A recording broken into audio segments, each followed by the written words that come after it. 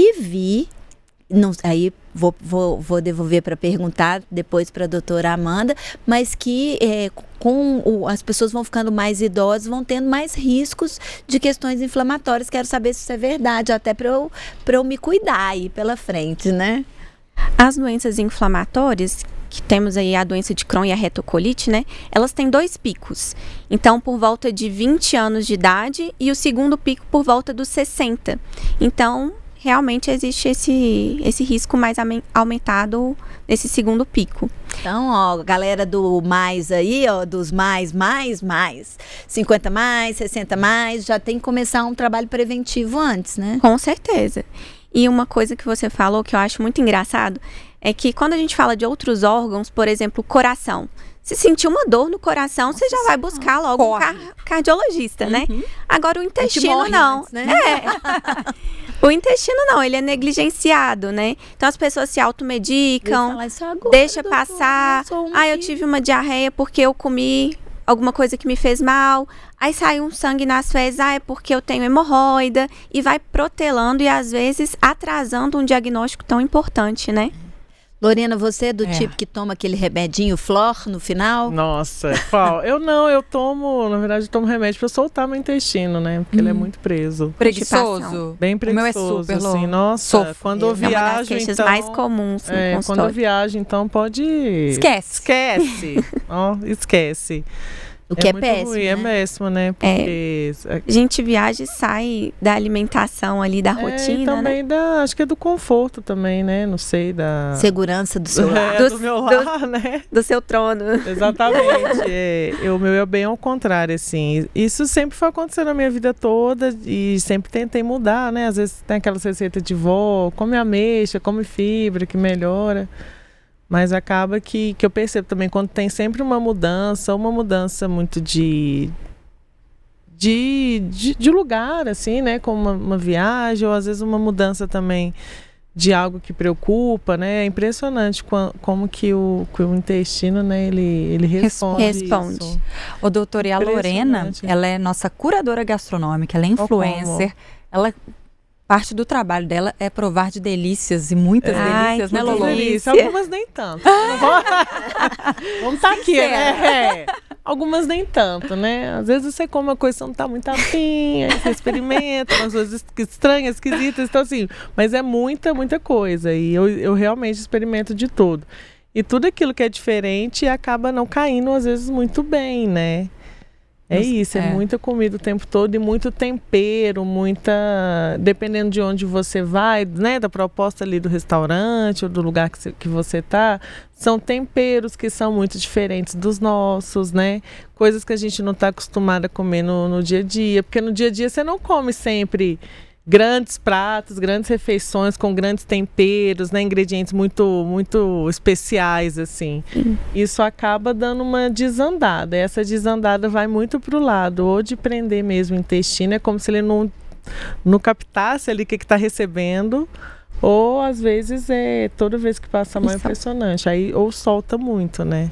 Os extremos. E eu acho que é essa visão que a gente tem, a gente conversa muito, é engraçado que acho que cada vez mais as pessoas estão conversando mais sobre, eu tenho dificuldade no banheiro, eu tenho facilidade e tudo mais. A gente conversa sobre esse grosso, assim, do que se refere ao intestino, de maneira geral.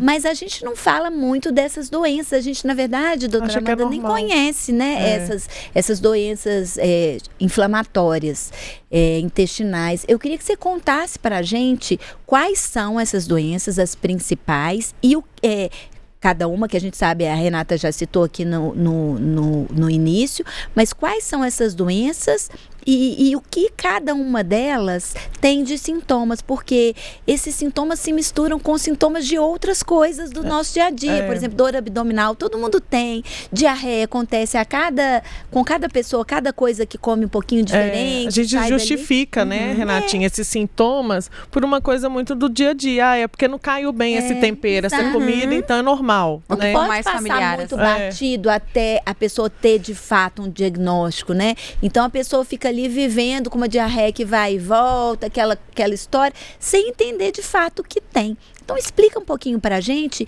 o que é cada uma dessas doenças inflamatórias para a qual o Maio Roxo, essa data comemorativa, quer chamar a atenção. Sim. Então, as doenças inflamatórias, como o próprio nome já diz, são doenças que vão causar inflamação, lesão no trato gastrointestinal, sendo o principal órgão afetado o intestino. A gente tem duas entidades, que é a doença de Crohn e a retocolite ulcerativa. A doença de Crohn e a retocolite, elas são doenças irmãs. Ela tem várias características muito semelhantes, inclusive até os sintomas, mas elas têm particularidades. Principal é que a doença de Crohn ela pode afetar da boca ao ânus. E a retocolite ela já é restrita ao intestino grosso, tá? E o que faz a gente pensar nessas doenças, diferenciá-las da síndrome do intestino irritável, que é tão comum, né? É uma diarreia crônica. E quando a gente fala de diarreia crônica, estamos falando de quê? De mais de 3 semanas. Ou então quando você tem diarreias recorrentes, né? Dura ali 2 semanas, mas estou tendo várias diarreias ao longo do ano. E diarreias vão ser o quê? Mais de 3 episódios de evacuações líquidas. E por dia, isso? Que é considerado diarreia. Mais de 3 evacuações líquidas. Gente, como que alguém considera isso normal? Né? Pois é. Mas é Às impressionante. Ela faz tanto assim, isso que ela acha que Que é normaliza. E assim, é impressionante que às vezes no consultório eu pergunto sobre o aspecto das fezes e a pessoa não sabe. É espantoso. Informar. A pessoa não dá aquela olhadinha quando termina. Porque isso é tão importante, porque tem muito a nos dizer sobre a nossa saúde intestinal, né? O aspecto, a coloração, a frequência, se tem sangue, se tem muco, restos alimentares, se as fezes afundam ou boiam, né? E tem paciente que simplesmente negligencia isso. Então, é importante se bobear, ressaltar. Tem gente que nem vê, que nem sabe como é que tá lá o cocôzinho. Não olha. Não olha. É impressionante. Tem gente que tem nojo, tem gente que é displicente mesmo. Acho que cada um tem ali a sua vibe, mas não consegue entender que é importante fazer esse tipo de avaliação, né, doutora? E assim, sangue nas fezes, né? Nunca é normal, procurar atendimento. Não vai ter despertar noturno com essa diarreia, nenhum despertar noturno com uma dor abdominal mais persistente, deficiências de vitaminas, de micronutrientes, uma anemia por deficiência de ferro. Isso a síndrome do intestino irritável não vai causar.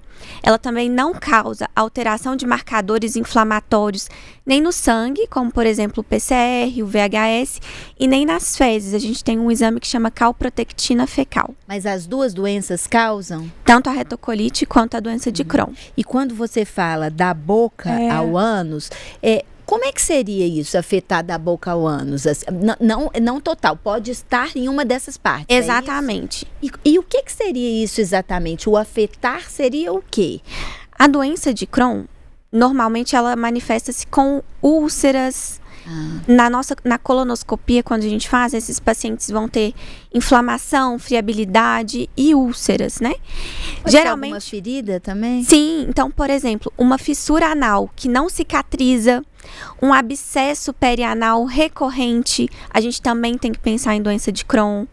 Uma úlcera esofágica que às vezes você encontrou ali e estava sentindo uma dor no esôfago, disfagia, né? Dificuldade para engolir, dor na hora dessa comida descer. E aí você faz uma endoscopia e viu uma úlcera que não cicatriza. Geralmente, os sintomas mais comuns que fazem a gente desconfiar são mais baixos, do intestino, dor abdominal. São os mais comuns. E por esses achados adicionais. Porque a gente não tem um diagnóstico, um único exame que nos dá a certeza desse diagnóstico. É um diagnóstico que ele, inclusive, é difícil. Tem pacientes que, às vezes, convivem, isso não só no Brasil, até em países desenvolvidos, com essa doença por 5 anos e passando por alguns médicos sem ter um diagnóstico, que é um diagnóstico realmente complexo, por isso ele é muito subdiagnosticado, que vai envolver tanto a clínica quanto os achados da colonoscopia, achados de tomografia, ressonância, achados de marcadores fecais, de sangue, o conjunto que vai fazer a gente chegar nessa hipótese diagnóstica. Rê, eu queria discordar de você com uma coisa. Eu não acho que a gente fala sobre isso. Eu acho que há um constrangimento enorme. Então, a gente não fala. Não fala. Eu não falei que a gente fala, não. Não. Fala de forma mais superficial, você falou, né? Falei que a gente fala, quando a gente fala assim, às vezes eu chego aqui e comento, eu passei mal, tive uma diarreia. Isso a gente comenta hoje em dia. A gente comenta mais. Antes, quando eu era mais jovem, por exemplo, quando eu era adolescente, eu não contava pra ninguém que eu tive diarreia. Eu tinha vergonha de contar que eu tinha diarreia. Sim. Isso pra você ver como que essa temática é tabu. Eu acho que quando a gente vai ficando mais velha, a gente passa a falar. Hoje, por exemplo, aqui, entre adultos, eu consigo chegar e falar, menina, nossa, eu tive uma diarreia e tudo mais. Mas eu não passo disso, assim, a gente não vai além disso, sabe?